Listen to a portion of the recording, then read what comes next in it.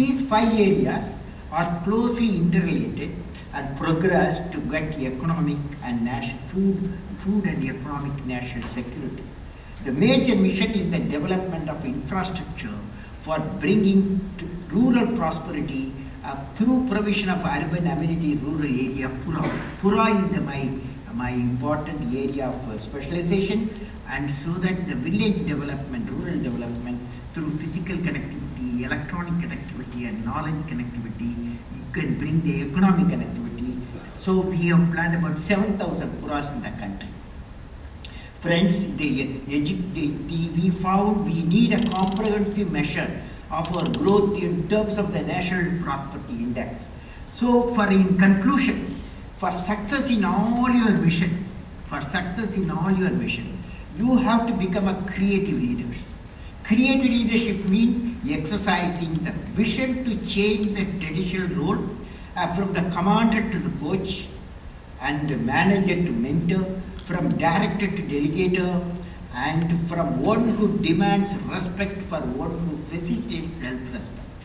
For a prosperous and developed nation, any nation, the important thrust will be on the generation of a number of creative leaders from our educational institutions.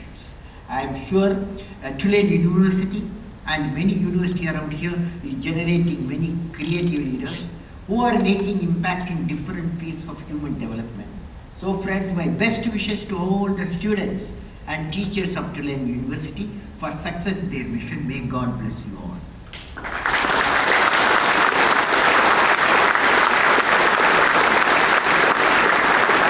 Now I can take some questions, Yes. Yes, sir? Get up and ask question. Do you know any really reasonable micro-lending websites we can use to help finance programs in India? Well, there are a number of microfinance programs in India itself, and what they call it self-help groups, self-help groups, and the banks are, there are 17 types of microfinance programs in India, and I have seen in Bangladesh also, and the type of work they are doing. So microfinance is one of the medium so that the rural development you can accelerate. Agriculture being the backbone of Indian industry and India, what should India stand beyond BT Brinjal and the crisis behind? Agriculture, we have at the moment, if you take the service sector, industry sector, our GDP growth 6.5 to 7.5. Agriculture is 2 to 3%, that's a stagnation, okay? Now, recently we have seen one of the states, Gujarat state, some change has taken place. The Gujarat has got 18,000 villages. So there's a separate power grid has been created to reach all the 18,000 village farmers.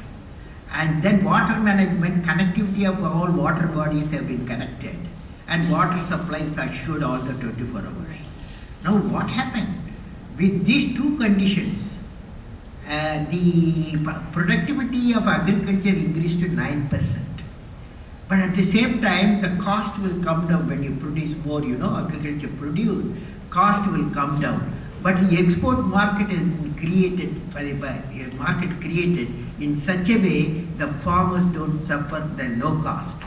So this is one good experience. Similarly, Northeastern states, similar experience have come in. So we are trying to push in India these two state experiences to progress the agriculture. It's a good question. Okay.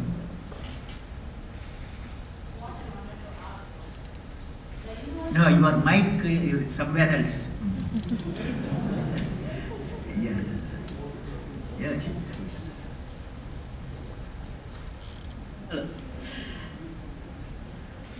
I see that the universities in India are not doing quality research and innovation, except for the IISCs and the IITs.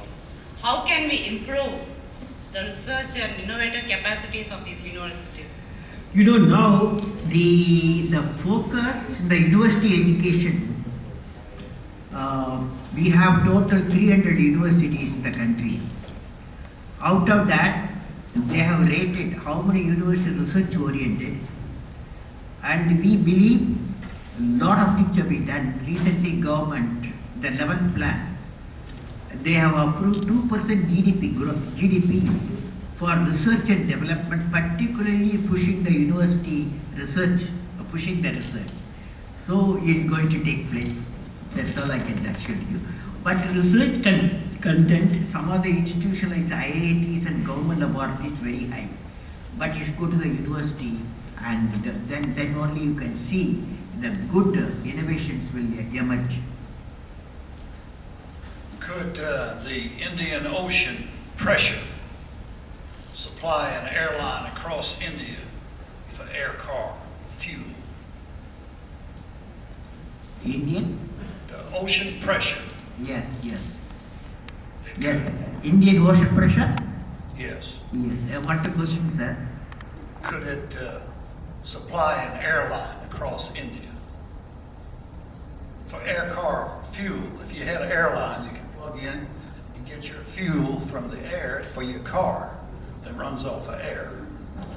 There are some plants in India that are air cars. I personally believe the type of the type of the aircrafts and the movement, it is so small. I don't think it will affect the atmospheric conditions. What is more important is the terrestrial, for example, the type of cars and trucks, what you do using the fossil fuel. Nearly 30 billion tons of carbon dioxide is generated. That is more dangerous. 30 billion tons of carbon dioxide. That is for very detrimental for the environmental damage it will do, rather than this aircraft crossing in the atmospheric conditions. That's my feeling, personal view. So the ocean pressure would not be a good fuel? No, ocean pressure, it is recently we have launched 2 satellites to monitor what are the type of differences taking place, and the temperature variance, how much it is, and the pressure variance, how it is. Our own satellites are monitoring with collaboration with some other satellites, 3 or 4 satellites in the world. We are mapping the situations. Messiah has spoken.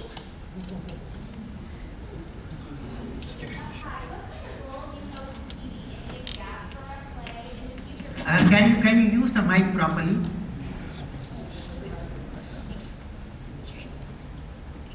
Sure. What kind of role do you hope to see the Indian diaspora play in the future progress of India? Indian? The Indian diaspora, the Indians abroad. You follow? Indians abroad. What message? What kind of role would you like to see the Indians? What is the role the Indians abroad should play? Yes. That's your question. I believe the Indians, when you are in abroad, whichever country you are, you work for that country, do the best for that country. Okay? That's the advice I can give. Regarding, if you have